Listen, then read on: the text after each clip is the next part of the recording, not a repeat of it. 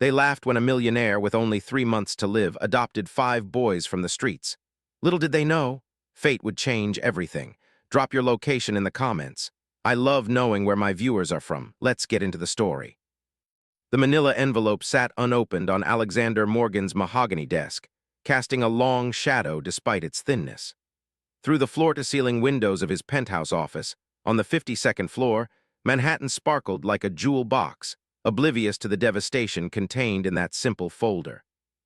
3 months, Alexander whispered, finally breaking the silence that had engulfed the room since his personal physician had left. 3 months to live. The words hung in the air, as tangible as the rare artwork adorning his walls. At 58, Alexander Morgan had built an empire that spanned continents. The Morgan Investments logo crowned buildings in 12 countries. His net worth would make small nations envious, and none of it mattered now. Alexander loosened his silk tie and poured himself 3 fingers of 30-year-old scotch. The amber liquid caught the dying sunlight as he raised it to his lips. It tasted like ash. "What legacy am I leaving?" he asked the empty room. His voice, normally commanding in boardrooms, sounded hollow even to his own ears.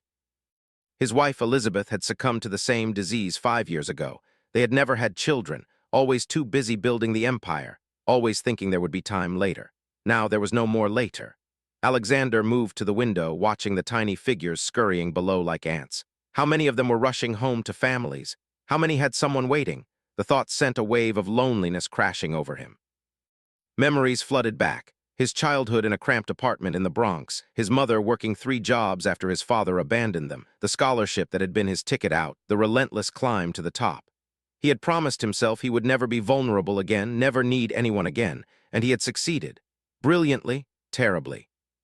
His phone buzzed. Another board meeting, another acquisition, another billion to add to accounts that would soon belong to distant relatives who had never bothered to know him. Alexander Morgan, master of the universe, was going to die alone. He set down his untouched drink and straightened his tie. The mask of the ruthless businessman slid back into place as he gathered his papers, but something had cracked inside him, something fundamental. He stepped into the elevator. Alexander made a silent vow. His remaining days would mean something. He just didn't know what or how. The elevator doors closed on the empire he had built and the emptiness it contained. The charity gala had been unbearable. Alexander adjusted his bow tie as his driver navigated the late-night streets of Manhattan. His mind kept returning to the diagnosis. 3 months. The sympathetic murmurs and calculating glances from those who'd caught wind of his condition made him feel like a commodity whose stock was plummeting. "Take the next right, James," Alexander instructed suddenly. "The shorter route home." The limousine turned into a narrower street, its headlights sweeping across storefronts closed for the night. As they approached an alley between 2 buildings, Alexander glimpsed movement in the shadows. "Stop the car, sir, just for a moment." Against his driver's concerned protests, Alexander stepped out into the December chill. The forecast had mentioned snow before morning. He approached the alley cautiously, his Italian leather shoes clicking against the pavement. 5 huddled forms became visible, boys using cardboard and newspapers as blankets. The oldest couldn't be more than 15, the youngest perhaps 7 or 8. They were awake instantly, alert like prey animals, sensing danger.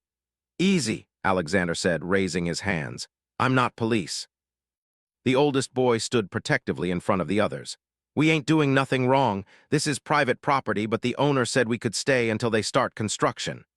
Alexander noticed they were organized, their few possessions neatly arranged. There was an intelligence in their eyes that struck him, particularly the oldest and the smallest. "What are your names?" he asked. Silence, then the oldest spoke again. "I'm Ethan. These are Tyler and Thomas." He gestured to identical boys around 13. "That's Lucas, a thin 11-year-old with artistic hands, and Dylan, the tiny boy with enormous eyes." "Your brothers." "Not by blood," Ethan replied, "by circumstance." Something stirred in Alexander, something he'd thought long dead. An impulse, irrational and powerful, gripped him. "It's going to snow tonight," he said. "I have a place nearby, warm beds, hot food." The suspicion in their eyes was immediate. "No strings attached," Alexander added. "Just tonight, it's Christmas season after all." The boys conferred in whispers while Alexander waited. His driver watched incredulously from the car. Finally, Ethan looked up. "One night, we stay together, we leave any time we want." "Agreed." 20 minutes later, Alexander Morgan, who had never even owned a pet, watched 5 street boys cautiously enter his penthouse. They stood huddled together in the vast living room, looking simultaneously awed and terrified by the luxury surrounding them. "The kitchen is stocked," Alexander said. "Bedroom's down that hall. Bathroom has everything you need. I'll be in my study if you need anything." As he turned to leave, the smallest one, Dylan, spoke up. "Why are you doing this?" Alexander paused. It was a question he couldn't answer. Not fully. Instead, he simply said, "Because I can." But as he sat alone in his study later, listening to the muffled sounds of life temporarily filling his empty home, he began formulating a plan so outrageous, even he could scarcely believe he was considering it. Tomorrow he would call his lawyers. Alexander's Manhattan mansion had always been a showcase, immaculate, pristine, and utterly lifeless. Now echoes of young voices bounced off marble floors and designer furniture. "This is insane," Harold Winters, Alexander's attorney of 20 years, muttered as they watched the boys from the study doorway. The 5 children moved like a unit, never straying far from each other. "Temporary guardianship is one thing, Alexander, but adoption, all 5, in your condition." Alexander observed how the twins, Tyler and Thomas, examined everything with technical curiosity. How Lucas traced the patterns on an antique vase with artist's fingers. How Ethan constantly counted exits and valuables. How little Dylan absorbed every detail like a sponge. "My condition is precisely why, Harold," Alexander replied. "Process the paperwork." 3 days in and tensions were high. The boys broke a priceless vase while roughhousing. Alexander snapped at them harshly. Ethan responded by organizing a silent treatment that lasted hours. On the 4th night, Alexander found Dylan attempting to pick the lock to his study. "What do you think you're doing?" he demanded. The small boy jumped. I wanted to see your books." "You could have asked." Dylan's eyes narrowed. "Adults don't usually say yes to me." The frankness stunned Alexander. He unlocked the door. "Well, I'm saying yes now." The boy's face lit up as he explored the extensive library. When Alexander mentioned it was past bedtime, Dylan asked, "Can I take one to read?" "You can read." "These, Ethan taught us all," Dylan said proudly. "He says knowledge is better than money for survival." Alexander handed him a simplified astronomy book. "Start with this one." By the end of the first week, a routine emerged. Chaotic, uncomfortable, but a routine nonetheless. The boys tested boundaries constantly. A scheduled dinner became the flashpoint. "I'm not eating this," Lucas declared, pushing away perfectly prepared salmon. "You'll eat what's served," Alexander said firmly. "We didn't ask to come here," Ethan challenged. "Yet here you are, in clean clothes with a roof over your heads." Silence fell, then Dylan spoke, his voice small. "The last time someone gave us food for free, they called the cops when we were sleeping." The innocent revelation hung in the air. Alexander set down his fork. "That won't happen here," he said quietly. "I promise." Dylan nodded solemnly. "I know you're sick." Alexander stared. "What makes you say I'm sick?" "Your medicine cabinet, the way you wince sometimes, the papers you hide when we come in." Dylan shrugged. "People think kids don't notice things." The other boys looked uncomfortable but not surprised. They knew. "Is that why you stayed?" Alexander asked, addressing them all. "Pity," Ethan answered, his street-hardened eyes suddenly vulnerable. "We stayed because you're the first person who didn't want something from us, even if it's just because you're dying." The brutal honesty broke something in the room. Alexander laughed, a genuine laugh that surprised even him. "Well," he said, "at least we're being honest now." That night, for the first time, the mansion felt different. Not quite a home, but no longer just a house. Alexander lay awake, listening to occasional footsteps and whispers, the unfamiliar sounds of life disrupting his perfect solitude. It was terrifying. It was wonderful. The story broke faster than Alexander had anticipated. "Terminal billionaire adopts 5 street URCHANS," screamed the headline on the New York Finance Tribune. By morning, his phone wouldn't stop ringing. "Ignore them," Alexander instructed his household staff as he adjusted Dylan's bow tie. All 5 boys stood uncomfortably in tailored suits that couldn't quite disguise their street-toughened bodies. "Why do we have to go to this thing again?" Thomas asked, pulling at his collar. "Because," Alexander said patiently, "the annual Children's Hospital benefit is important." "And because people are talking about us," Ethan stated flatly. Alexander met his eyes. "Yes, and I want them to see what I see." The grand ballroom of the Waldorf Astoria glittered with Manhattan's elite. Conversations hushed momentarily as Alexander entered with his entourage of children. Then the whispers began, hardly concealed behind manicured hands and crystal champagne flutes. Morgan's lost his mind. Terminal diagnosis does strange things. Publicity stunt before he kicks the bucket. Those animals will tear through his estate. Curtis Lawson, Alexander's chief rival and CEO of Lawson Global, approached with a predatory smile. "Alexander, how charitable of you to bring your project tonight." Alexander felt Ethan stiffen beside him. "They're my sons, Curtis, not a project." Lawson's smile didn't reach his eyes. "Of course, though one wonders if the Morgan Investments Board shares your paternal enthusiasm, especially given your health concerns." "My health is my business." "Oh, but a public company's leadership is everyone's business." Lawson turned to the boys. "And what do you street entrepreneurs think of high finance? Found anything worth pocketing yet?" Before Alexander could intervene, Ethan stepped forward. "Actually, sir, I've been studying Mr. Morgan's quarterly reports. Your company's debt-to-equity ratio seems concerning compared to industry standards." Silence fell around them. Lawson's face darkened. "Watch your tongue, boy, you don't belong here." "Neither does most of your portfolio's performance," Ethan replied coolly. A woman in diamonds gasped. Lawson's hand twitched as if he might strike Ethan. Alexander moved between them. "My son has a talent for numbers," Alexander said, emphasizing the word son. "Perhaps you should listen." Lawson sneered. "Your sons have a talent for manipulation, clearly. Everyone knows what's happening here. You're dying, Morgan. These gutter rats have convinced you to hand over what you've built." Tyler lunged forward, only to be caught by his twin. "Don't talk about him like that." The room had gone silent. All eyes were on them. "I think," Alexander said with deadly calm, "we'll be leaving early. Come, boys." As they walked through the parting crowd, little Dylan suddenly stopped and turned to Lawson and the gathered elite. "You think we're using him because he's dying," the small boy said clearly, "but you're the ones who left him alone when he got sick."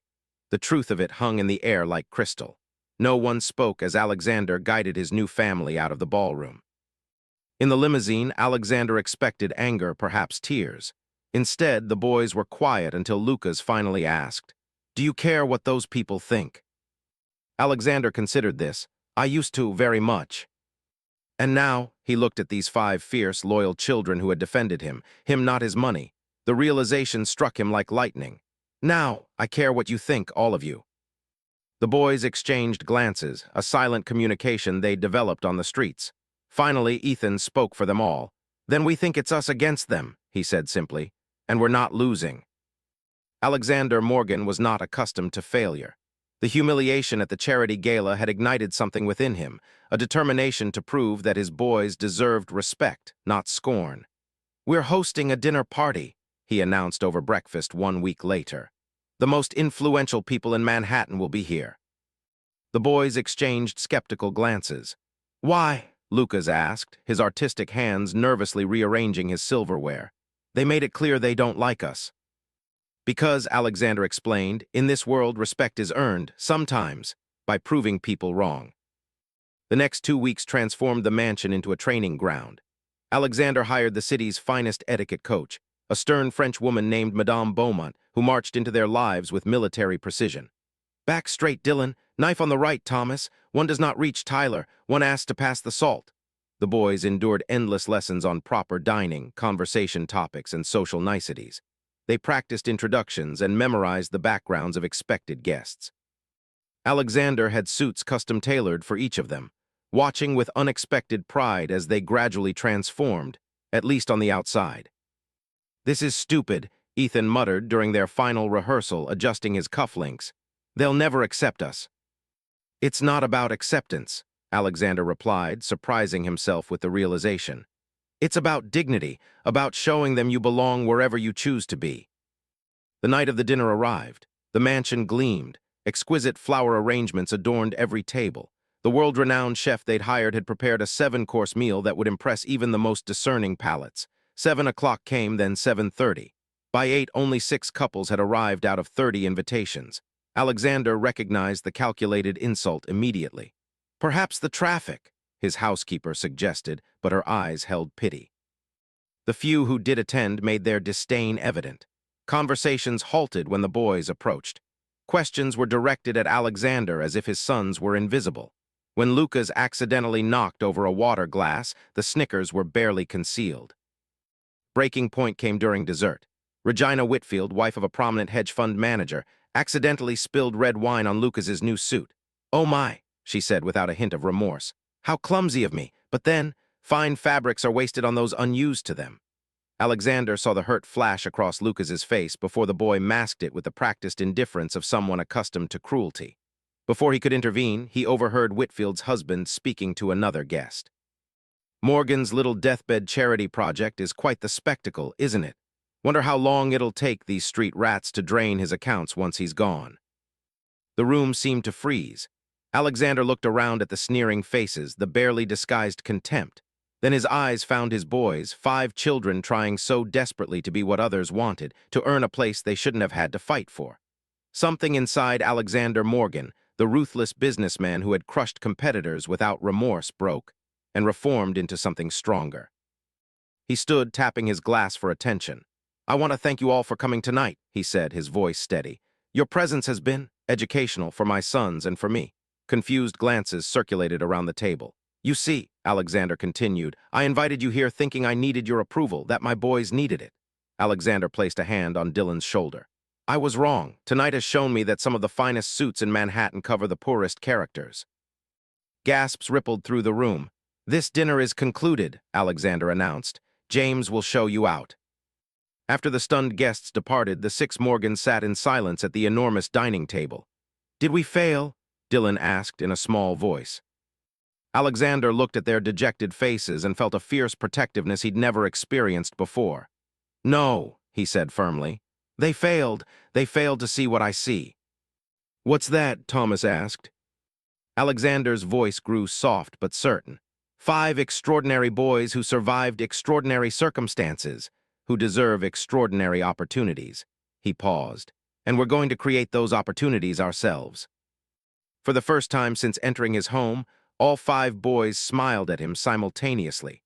A tiny miracle that meant more than any business deal he'd ever closed. The mansion underwent a transformation. Alexander, who had always delegated home matters to his staff, found himself deeply involved in creating spaces for his new family. The formal sitting room became a comfortable gathering place with oversized couches. The rarely used kitchen expanded to accommodate cooking lessons that all 6 of them attempted with varying degrees of success. "This is the 3rd time we've set off the smoke alarm." Tyler laughed as they aired out the kitchen after a particularly ambitious attempt at lasagna. "The fire department knows us by name now," Thomas added, wiping sauce from his face. Even Alexander joined in the laughter, a sound that was becoming more common in the house that had known only silence for years. As the weeks passed, Alexander noticed each boy's distinct interests emerging more clearly. During a quiet afternoon in his study, he observed Ethan poring over financial reports. "You understand those?" Alexander asked, genuinely surprised. Ethan nodded without looking up. "Yeah, numbers make sense, people don't." Alexander arranged for a former colleague, a mathematical prodigy turned investment guru, to tutor Ethan. The boy's aptitude stunned them both. The twins revealed their fascination with technology when Alexander caught them dismantling and reassembling his spare laptop. "We can put it back," they exclaimed in unison. "I'm counting on it," Alexander replied, then added, "There's an engineering lab in the East Wing. It's yours now." Lucas's artistic talent emerged through doodles that transformed scrap paper into works of art. Alexander hired a renowned artist to mentor him, watching with pride as Lucas's confidence grew with each sketch. For Dylan, the youngest, it was books, especially science and medicine. Alexander found him one night surrounded by medical texts from the library. "You can read these?" Alexander asked, picking up a complex anatomy book. "Most of it," Dylan replied. "The body is like a machine. If you understand the parts, you can fix what's broken." Alexander's eyebrow raised. "Is that so?" The boy nodded seriously. "Like you, you're broken, but maybe not forever." The innocent comment hit Alexander hard. As his health deteriorated, the fatigue becoming more persistent, the pain requiring stronger medication, he had begun preparations for the inevitable.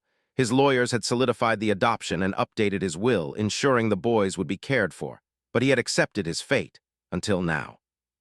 That night, Alexander made calls to specialists around the world. By morning, a team of tutors had been assembled, not just in academics, but in each boy's specific interests. The mansion hummed with new energy as learning spaces were created and schedules arranged. "Why are you doing all this?" Ethan asked one evening, finding Alexander reviewing their educational plans despite obvious exhaustion. Alexander considered the question. 3 months ago, he would have had no answer. Now, he had 5. "Because time is precious," he said simply, "and I want to give you as much of mine as I can." What he didn't say, what he couldn't bring himself to admit, was how these 5 street-tough boys had awakened something he thought had died with his wife. Hope, purpose, the fragile belief that perhaps he had found something worth fighting for. Later that night, pain kept Alexander awake. He wandered to the kitchen for water and medication, only to freeze at the sound of hushed voices from the library. At 3:00 in the morning, all 5 boys should have been asleep. Silently, he approached the partially open door, prepared to scold them for breaking curfew. What he saw instead would change everything. Alexander stood silently in the doorway, anger rising at the broken curfew. The library was dimly lit, but he could see all 5 boys hunched over the large oak table, surrounded by stacks of books and papers. Medical journals, financial reports, and complex diagrams covered every surface. He stepped forward, ready to reprimand them, when Dylan's small voice stopped him. "The treatment protocol needs modification. His type of cancer responds better to this combination. See." The child pointed to a complex medical chart that Alexander recognized from his own oncologist's office. "We'd need access to experimental treatments," Ethan replied, scribbling calculations. "That requires money, big money." "Which we can generate using the algorithm," Thomas said, as Tyler nodded in agreement. "The market patterns are predictable if you zoom out far enough." Lucas was sketching something. Alexander could see it was a detailed diagram of what appeared to be a medical device. "What is going on here?" Alexander's voice cut through the room like a knife. 5 heads snapped up, faces frozen in guilt and fear. For a moment, no one spoke. Then Ethan slowly stood. "We know how to save you." Alexander stared, certain he'd misheard. "What did you say?" Dylan approached cautiously, clutching a folder. "Your cancer. It's aggressive, but there's a path forward that your doctors haven't tried." Alexander looked at the folder, then at each boy in turn. "How could you possibly?" "We're not what people think we are," Ethan interrupted. "None of us." One by one, they explained. Ethan had taught himself finance by reading discarded Wall Street journals, developing an almost supernatural ability with patterns and predictions. The twins had been fixing and reprogramming discarded electronics since they were 7. Lucas could reproduce anything he saw with perfect accuracy, including complex medical illustrations. And Dylan, the youngest, had spent hours in hospital waiting rooms, reading medical texts while waiting for the free clinic to treat whatever ailments plagued them on the streets.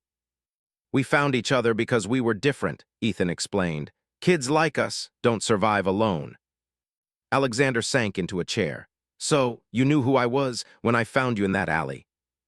"We recognized you," Ethan admitted.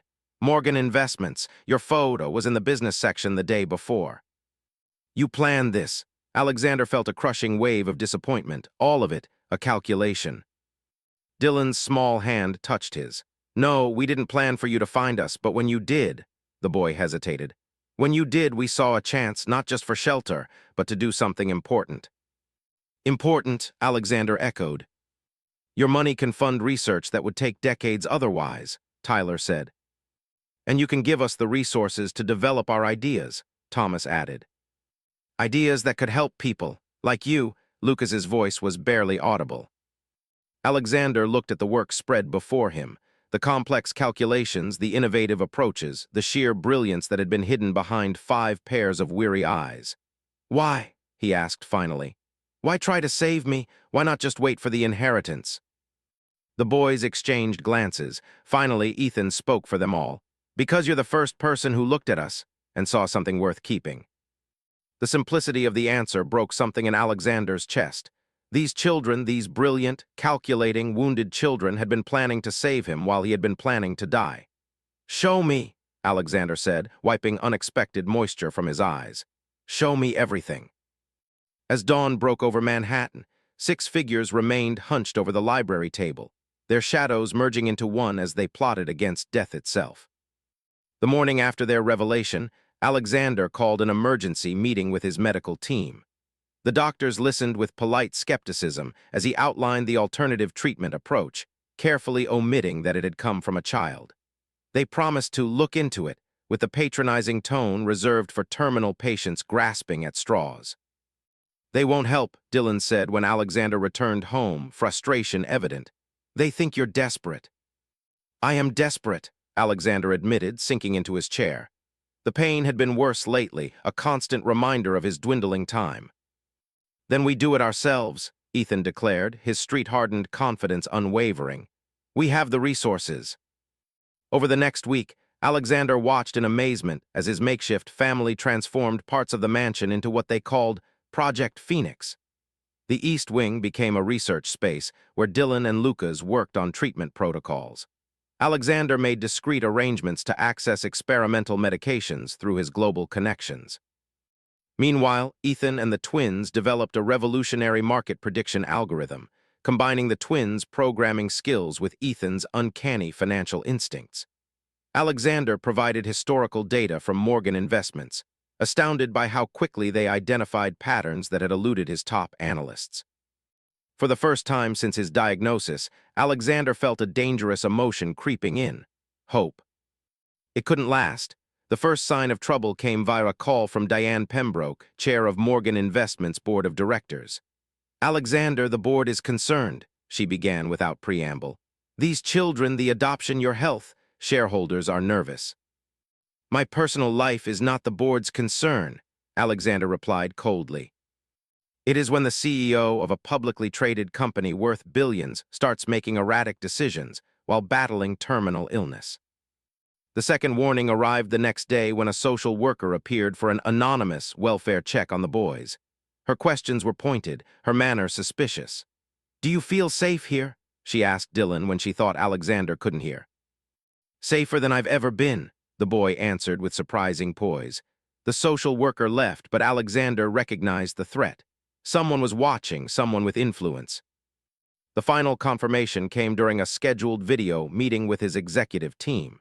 His screen briefly showed an incoming email not meant for his eyes, a message from his CFO to Curtis Lawson, discussing succession planning and acquisition opportunities. "They're circling like vultures," Alexander told the boys that evening. "Lawson is planning a hostile takeover the moment I'm deemed incapacitated." "Or dead," Ethan added bluntly. Alexander nodded grimly. He's always wanted Morgan Investments. Now he thinks it's within reach. The twins exchanged looks. "We checked our system," Tyler said. "Someone's been trying to access the mansion security network and your private servers." Thomas added, "Sophisticated attempts." Alexander's phone rang, his head of security. "Sir, there's been unusual activity around the residence's perimeter. Surveillance vehicles, not police." After ending the call, Alexander faced his sons. "Someone doesn't like what we're doing." "They don't even know what we're doing," Lucas protested. "Exactly," Alexander's face darkened. "But they suspect something. My erratic behavior threatens their plans." That night, Alexander convened a family council in the secured library. The 5 boys listened intently as he outlined the gathering threats. "We're fighting on multiple fronts now," he explained. "First, my health, which is the central battle. Second, corporate governance. They'll try to remove me as CEO, claiming I'm mentally unfit. Third, the adoption itself. They'll challenge my capacity as a guardian. And fourth," Ethan continued, "the algorithm, if they knew what we're developing." Alexander nodded. "It could revolutionize market prediction, worth billions." "They'd steal it," the twins said simultaneously. "Or destroy it," Lucas added. Dylan, who had been quietly listening, finally spoke. "We need to divide, to conquer." All eyes turned to the youngest boy. "What do you mean?" Alexander asked. "You've taught us about strategy," Dylan explained. "When outnumbered, create confusion among your enemies." A slow smile spread across Alexander's face. "Divide their attention, make them fight each other." Ethan caught on, his street-smart mind racing. The plan took shape as the night progressed. The 6 Morgans, a family forged in desperation but now bound by something stronger, mapped out their defense. Alexander would throw himself into a highly public charitable initiative, drawing attention away from their private work. Simultaneously, through carefully planted information, they would set Lawson against other potential corporate raiders, creating confusion in the predatory ranks. Most importantly, they would accelerate Project Phoenix. Dylan's experimental treatment would begin immediately, while Ethan and the twins would deploy early versions of their algorithm to generate the capital needed for more extensive research. "It's dangerous," Alexander cautioned. "For all of us. This is your last chance to walk away. I can arrange safe, comfortable lives for you, regardless of what happens to me." The boys exchanged looks, that silent communication that still sometimes excluded him. Then, one by one, they placed their hands on the table. "Family doesn't walk away," Ethan said simply. Alexander placed his hand atop theirs, feeling the warmth of their small, strong fingers beneath his palm. These children who had survived abandonment, poverty, and the merciless streets of New York had chosen him, a dying man who had never understood the true value of connection, until now. "Then we fight," he said, his voice steady despite the emotion threatening to overwhelm him. "Together." None of them noticed the tiny red light blinking on Alexander's private phone, indicating that someone had been listening to every word. Morning came with a new sense of purpose. Alexander's mansion, once a showcase of wealth but devoid of life, had transformed into a hub of secretive activity. The basement level, previously used only for storage and mechanical systems, became the nerve center of what they now officially called Project Phoenix. "Security Protocol Alpha engaged," Thomas announced, his fingers flying across a keyboard. "Mansion systems isolated from external networks." "Cellular dampening fields active," Tyler added. "No signals in or out except through our secured channels." Alexander watched with a mixture of pride and amazement. The twins had created a technological fortress around the mansion in just 3 days, using components ordered through various shell companies to avoid detection. "Physical security is upgraded too," Ethan reported. "I vetted and replaced half the security team with people who have no connections to your corporate structure." "And the treatment?" Alexander asked, turning to Dylan and Lucas. Dylan spread out detailed medical charts. "Phase 1 begins today. The modified protocol attacks the cancer cells while preserving immune function." He looked up, his eyes too knowing for his years. "It will make you feel worse before you feel better." "I trust you," Alexander said simply. Lucas had converted a rarely used sunroom into a treatment space. Natural light flooded the room where a medical bed now stood, surrounded by equipment that looked both familiar and strangely modified.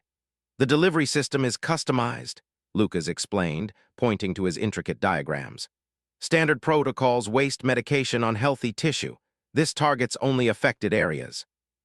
Alexander reclined on the bed, rolling up his sleeve for the first infusion. As Dylan prepared the medication with a precision that would impress any nurse, Alexander reflected on the absurdity of placing his life in the hands of a child who should be playing with toys instead of calibrating cancer treatments. "Ready?" Dylan asked. Alexander nodded, feeling the cool liquid enter his veins. "While I'm undergoing treatment, Ethan will represent me at the office. The board can't object to me mentoring my son in the business." The treatment was brutal. For the next 3 days, Alexander drifted in and out of consciousness, his body at war with both the cancer and the aggressive therapy. The boys took shifts at his bedside, monitoring his vitals and adjusting medications. Through the fog of pain and medication, Alexander heard their voices, sometimes arguing over treatment parameters, sometimes reading financial reports aloud, sometimes simply talking to him about their hopes and fears. On the 4th day, Alexander awoke to find all 5 boys asleep in various uncomfortable positions around his room. Despite his weakness, he smiled. When had these street-hardened children become the center of his world? As the first phase of treatment concluded, the financial aspect of Project Phoenix accelerated. Ethan had been making daily appearances at Morgan Investments, absorbing information like a sponge while discreetly gathering intelligence on Lawson's takeover plans. "He's approaching key shareholders," Ethan reported during their evening strategy session, "offering premium buyouts, conditional on board reorganization." "Translation, get rid of me," Alexander said, still weak but clear-headed. "Meanwhile, the AI algorithm is exceeding expectations," Tyler announced proudly. "We've generated an 18% return on the test portfolio in just 10 days. Thomas pulled up complex graphs on their secure server. The pattern detection is working. We can see market shifts before they happen. How long until we can deploy at full scale? Alexander asked. 2 weeks, the twins said in unison. Maybe less. That night, as Alexander reviewed their progress from his bed, he heard a soft knock. Millionaire Hayes, his executive assistant of 20 years, entered carrying files. "The documents you requested, sir," she said, placing them beside him. Her eyes lingered on the medical equipment surrounding his bed. "The board is asking questions. Lawson is making moves." "Let him," Alexander replied. "Everything is proceeding as planned." Alina hesitated. "Is it true, these children, they're actually helping with your treatment?" Alexander studied the woman who had been his most trusted employee for 2 decades. "They're more than helping, Alina. They're saving my life." Her expression remained unreadable. "I hope you know what you're doing, Alexander." After she left, an uneasy feeling lingered. Alexander reached for his secure phone to text Ethan, only to find it missing from his bedside table. The feeling of unease deepened into alarm. Alexander's missing phone triggered an immediate security protocol. The twins activated tracking systems while Ethan interviewed each staff member who had access to the treatment room. "Nothing," Ethan reported, frustration evident in his voice. "The tracking shows it's still in the mansion, but we've searched everywhere." "Could it be malfunctioning?" Alexander asked, still weak from his treatment. "Our tech doesn't malfunction," Tyler stated with absolute confidence. The answer came at dawn. Lucas, who had been monitoring the mansion's modified security cameras, burst into Alexander's room. "You need to see this," he said, placing a tablet in Alexander's hands. The footage showed Millionaire Hayes entering Alexander's room while he slept. She took his phone, photographed documents related to Project Phoenix, and replaced everything carefully before leaving. "When was this?" Alexander asked, his voice barely a whisper. "Last night, after her visit," Lucas answered. "There's more," Dylan added, stepping forward. "The secure server shows someone accessed our treatment protocols from inside the mansion." Alexander closed his eyes briefly. 20 years of loyalty, or so he had thought. Find her now. They discovered Alina in her office at Morgan Investments, calmly working as if nothing had happened. When security escorted her to a private conference room where Alexander waited, her composure never faltered. "Why?" Alexander asked simply. Alina's professional mask finally cracked, revealing bitter resentment. 23 years, Alexander. I've given you 23 years of my life. And I've compensated you generously." "Money," she laughed harshly. "I didn't want just money, I wanted recognition, partnership, a place at your side." Her voice hardened. "Then you bring in these street urchins, make them your heirs, give them access to everything I worked decades for." The betrayal cut deep, but Alexander kept his voice steady. "Who are you working with? Lawson." She smiled coldly. "Curtis values loyalty and talent. He's promised me executive vice presidency after the acquisition. And my treatment information, my personal medical details." "Insurance," she replied. "Proof of your mental instability. Dying billionaire trusts street children with experimental medical treatments. The board will remove you by the end of the week."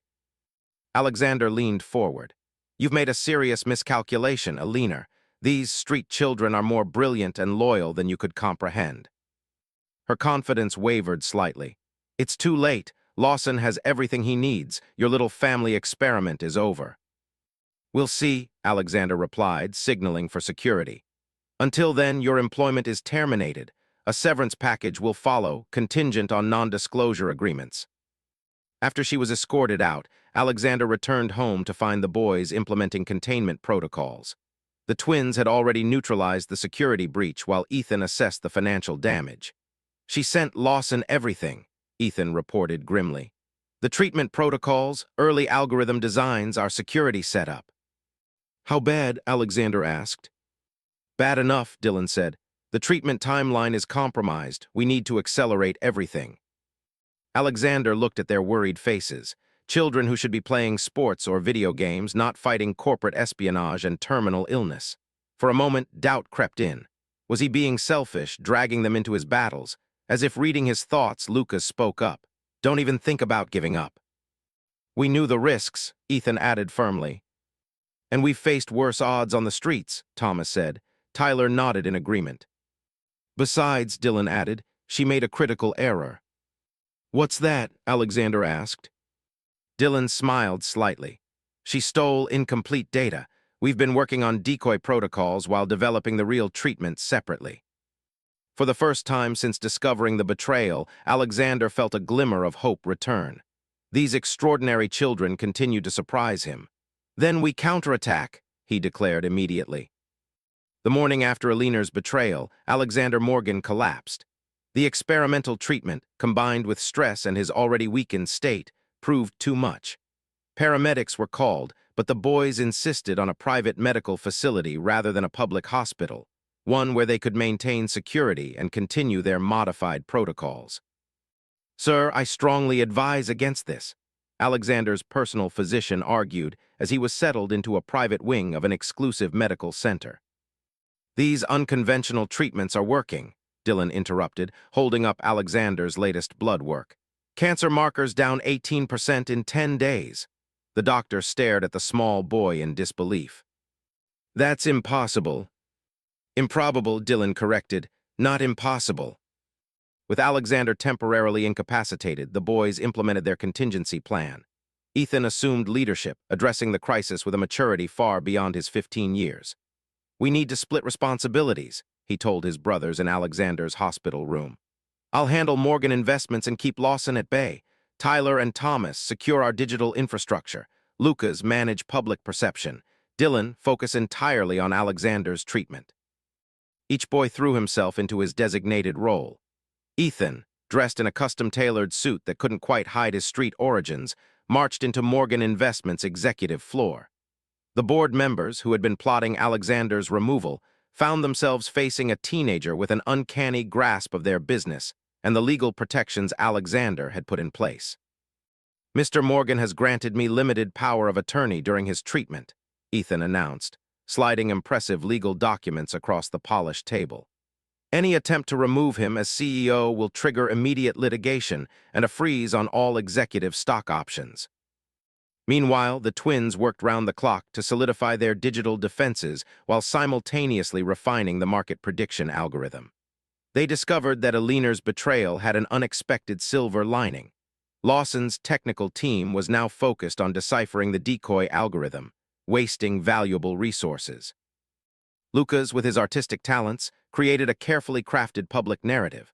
Working with Alexander's PR team, he released strategic updates about Alexander's routine treatment and the ongoing mentorship of his remarkable adopted sons. Photographs showing the boys visiting children's shelters and participating in community outreach generated a wave of positive coverage that countered Lawson's whisper campaign about Alexander's competency. Dylan barely left Alexander's side. When not adjusting treatment protocols, he read medical journals and consulted discreetly with specialists around the world who had been carefully vetted and generously compensated for their confidentiality. The boy's extraordinary medical intuition, combined with boundless determination, began yielding results even the skeptical medical staff couldn't ignore. 1 week into the hospitalization, Alexander opened his eyes to find all 5 boys asleep in his room, surrounded by laptops, papers, and half-eaten meals. Despite his weakness, he smiled.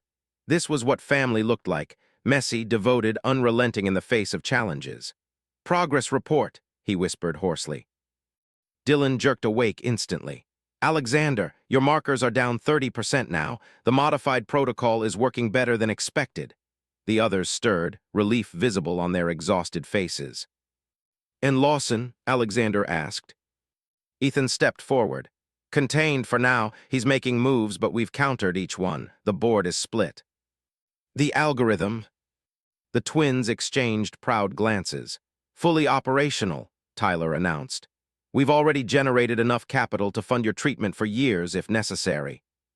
"And public opinion," Alexander turned to Lucas. "Shifting in our favor," Lucas reported. "Your community initiatives are gaining traction. People are questioning Lawson's motives." Alexander studied their faces, these children who had become his reason to fight, his legacy, his family. "You've done exceptionally well, better than I could have." "We learned from the best," Ethan replied simply. As Alexander began his slow recovery, a new determination took hold. This was no longer just about surviving his illness or protecting his company. This was about proving that family, even one forged in unlikely circumstances, could withstand any storm. 2 weeks after Alexander's hospitalization, as he grew stronger daily, financial markets around the world began to shudder. What started as minor fluctuations quickly escalated into dramatic downturns across multiple sectors. "It's happening exactly as the algorithm predicted," Ethan explained, spreading charts across Alexander's bed in the private medical suite. "A perfect storm of overvalued tech stocks, energy sector vulnerabilities, and banking instability." Alexander studied the data, impressed by the precision of the twins' predictive model. "And our positions?" "Protected," Tyler confirmed. "We moved assets to safety 72 hours ago." "Lawson?" Alexander asked. Thomas grimaced. "Exposed, massively. He's leveraged to the hilt in exactly the wrong sectors." Wall Street was in chaos. Financial networks broadcast scenes of panic as investors watched fortunes evaporate. The Morgan Investments offices became an island of eerie calm amid the storm, with Ethan directing operations from Alexander's office with preternatural confidence. "Juvenile Wizard of Wall Street," one financial program called him, as cameras captured the teenager conferring with seasoned executives 3 times his age. By the third day of market turmoil, Alexander was strong enough to make brief appearances at the office, carefully stage-managed by Lucas to project strength while not overtaxing his recovering body. "Lawson Global is requesting an emergency meeting," his new assistant informed him. "Mr. Lawson specifically." Alexander exchanged glances with Ethan. "Schedule it for tomorrow, here, not their offices." Curtis Lawson arrived with none of his usual bravado. His custom suit couldn't hide the strain of sleepless nights and mounting losses. Behind him followed 3 other executives who had once mocked Alexander's adopted family, all looking equally desperate. "Alexander," Lawson began, attempting to sound casual, "this market situation is unprecedented." "Is it?" Alexander replied mildly. "Our analysts predicted this correction weeks ago." Lawson flinched at the word correction, a massive understatement for what was effectively a crash decimating his company. "We need to discuss a mutually beneficial arrangement," Lawson continued. "An emergency capital infusion, a partnership perhaps." "Partnership?" Ethan echoed incredulously. "After you attempted a hostile takeover, after you used stolen information." Lawson's face darkened at being addressed by a teenager, but desperation kept his tone civil. "Business is business. We've all made aggressive moves at times." Alexander leaned forward. "Let me understand. You want me to save the company of the man who tried to destroy mine, who used my illness as leverage, who called my sons street rats?" "The market won't recover for months," one of the other executives interjected desperately.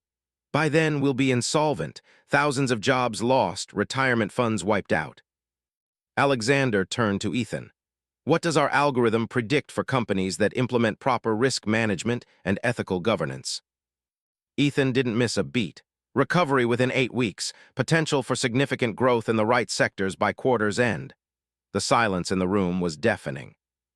Finally, Alexander stood. "Gentlemen, I'll consider assistance, on one condition." "Name it," Lawson said quickly. Alexander smiled. "My sons will explain the terms. I suggest you listen carefully." As Alexander stepped out to take a scheduled medication that Dylan insisted couldn't be delayed, he heard Ethan begin outlining conditions that would reshape Manhattan's financial landscape and the lives of countless vulnerable young people throughout the city. The irony wasn't lost on Alexander. The charity case street children were now determining the fate of the very elites who had mocked them, and they were doing it not with vengeance, but with vision. The terms were laid out with a precision that impressed even Alexander. Ethan, with support from his brothers, had crafted conditions that went far beyond simple financial bailouts. 50% of board seats at each rescued company must be allocated to individuals with experience in social services or education, Ethan explained to the assembled executives the following day. A minimum of 30% of annual profits will fund programs for at-risk youth. "Impossible," Lawson sputtered. "Our shareholders would never." "Your shareholders are currently losing everything," Thomas interrupted flatly. "This offers them recovery." Tyler continued. Each company will establish apprenticeship programs offering pathways to employment for youth from disadvantaged backgrounds, and full college scholarships for qualified applicants. Lucas added, and create mentorship opportunities. Dylan, the youngest, spoke last. Plus, funding for medical research focused on treatments for traditionally underfunded diseases affecting vulnerable populations. The executives looked stunned at the comprehensive, socially conscious demands coming from children they had once dismissed with contempt. Alexander watched with quiet pride as his sons conducted themselves with a maturity and vision that put the so-called business leaders to shame. "You have 24 hours to decide," Ethan concluded. "After that, our offer expires." When the executives departed, Alexander gathered his family in his private office. "You realize what you're doing?" he asked them. "You're not just saving companies, you're changing systems that have existed for generations." "Systems that failed us," Ethan replied simply, "and thousands like us." Later that evening, as they returned to the mansion, Alexander found Dylan sitting alone in the library, unusually quiet. "What's troubling you?" Alexander asked gently. Dylan looked up from the medical journal he'd been studying. "These people, they were cruel to us. They laughed at us, called us names." "Yes," Alexander agreed, "they did. And now we have the power to watch them fail, to let them experience what it's like to have nothing." The small boy's voice held no vindictiveness, only a genuine ethical query. "Wouldn't that be justice?" Alexander sat beside him. "Perhaps, but is justice what we're seeking?" The other boys had gathered in the doorway, listening. "What are we seeking, then?" Lucas asked. Alexander looked at each of them, these extraordinary children who had already experienced more hardship than most adults. "That's the real question, isn't it? Revenge is easy. Transformation is harder." "We could do both," Tyler suggested. "Help them but make it hurt." "We could," Alexander agreed. "The question is, who would that make us?" A heavy silence fell. Finally, Ethan spoke from the doorway. "On the streets, we had a choice every day, become what hurt us or become something better." He stepped into the room. "I vote we choose better." One by one, the others nodded in agreement. The next morning, the executives returned with signed agreements, accepting all conditions. As papers were exchanged, Lawson approached Alexander privately. "I don't understand," he admitted. "You could have destroyed us. After what I tried to do to you, what I said about these children, why help us at all?" Alexander glanced across the room where his sons were reviewing documents with the legal team. "I had excellent teachers," he replied simply. As Lawson left, thoroughly humbled, Alexander felt a strange lightness. His body was still fighting cancer, still vulnerable, but his spirit had never been stronger. That night, the Morgan family celebrated with pizza in Alexander's study, a far cry from the formal dinners of his previous life. "To the future," Alexander toasted with his glass of sparkling water, clinking it against the boys' sodas. "To family," Dylan corrected with a smile. The following weeks brought remarkable transformations. The financial crisis began stabilizing, exactly as the algorithm had predicted. Morgan Investments not only weathered the storm but emerged stronger, guiding other companies toward recovery through the conditional partnerships Ethan had orchestrated.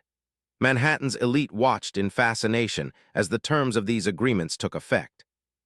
Board meetings that once focused solely on profit margins now included discussions of apprenticeship programs and scholarship initiatives. Corporate offices opened their doors to young people from backgrounds similar to the Morgan boys. "It's working, better than we anticipated," Ethan reported during their weekly family meeting. The dining room table was covered with reports showing the impact of their initiatives. Companies are finding that these programs actually improve their bottom line through innovation and community goodwill. "And the medical research funding is yielding results," Dylan added excitedly. 3 new clinical trials have been approved based on our model." Most remarkably, Alexander's health continued to improve. The experimental treatment protocol had reduced his cancer markers by over 60%. His doctors, initially skeptical, now documented every aspect of his case for medical journals. "They're calling it the Morgan Protocol," Dylan said proudly. "It could help thousands of patients with similar conditions." Eleanor Hayes made an unexpected return one afternoon, requesting to see Alexander. She stood awkwardly in his office, a shadow of her former confident self. "I made a terrible mistake," she admitted.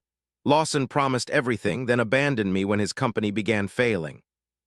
Alexander studied her, remembering 20 years of loyal service before her betrayal. What do you want, Elena? A chance to make amends, she replied softly.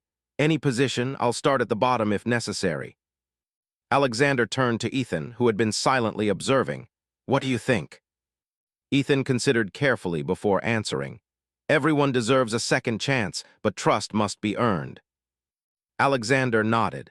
There's a position coordinating our new youth programs. It's demanding work with troubled teenagers, nothing like your previous role.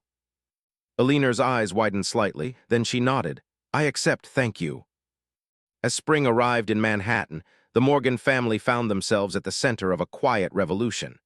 Financial publications that had once mocked Morgan's charity case now analyzed the innovative approaches his remarkably gifted sons were bringing to business and philanthropy.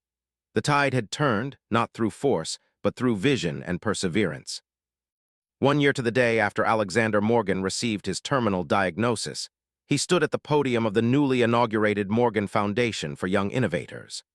The grand building, once a neglected warehouse in a struggling neighborhood, now gleamed with innovation labs, teaching spaces, and housing for youth in transition.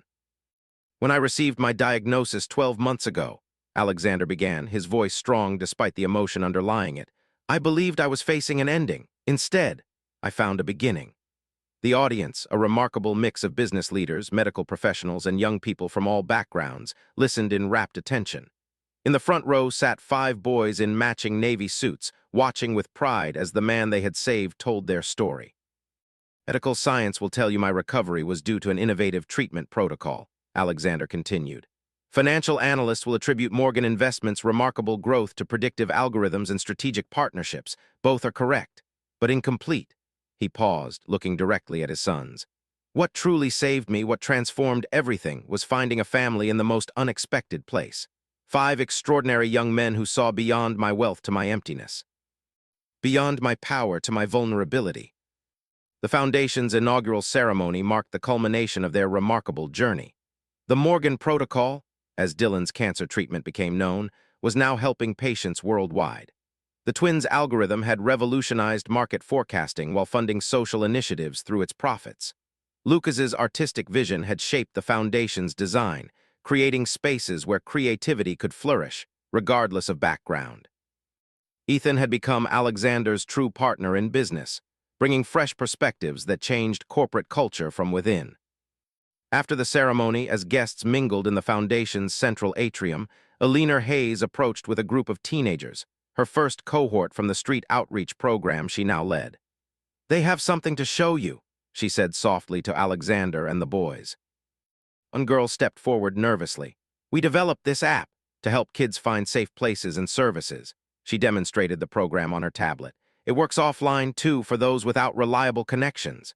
Alexander watched as his sons immediately engaged with the teens, offering suggestions and encouragement with the natural ease of those who truly understood.